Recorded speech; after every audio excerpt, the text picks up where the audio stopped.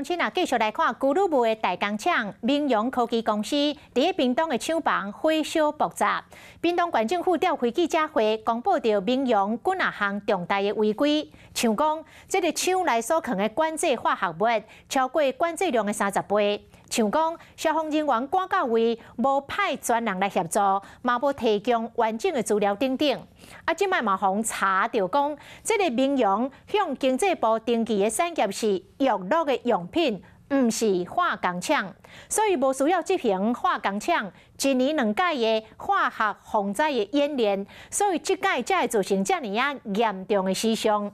啊，针对明荣这项的违规，经济部已经命令要停工。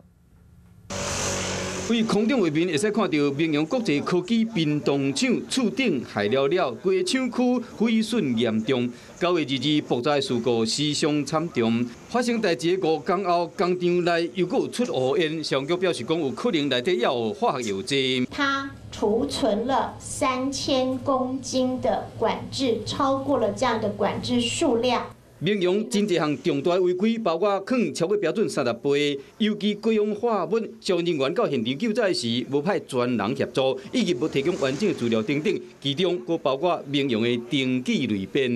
它就是以一般厂房来做申请，那就会联动到后面送到建造，送到我们消防局审核的时候，也用一般厂房来去做它的一个消防安全的一个设备检查。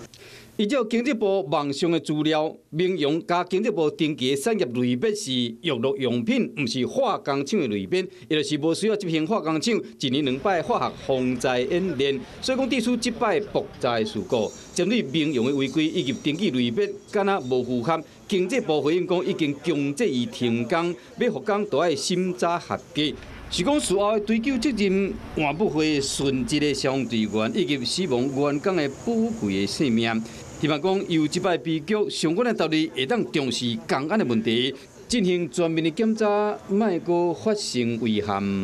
Hello， 我是雷亚，想要抢先掌握最及时的新闻资讯吗？赶快订阅、按赞、开启小铃铛，锁定华视新闻 YouTube 频道。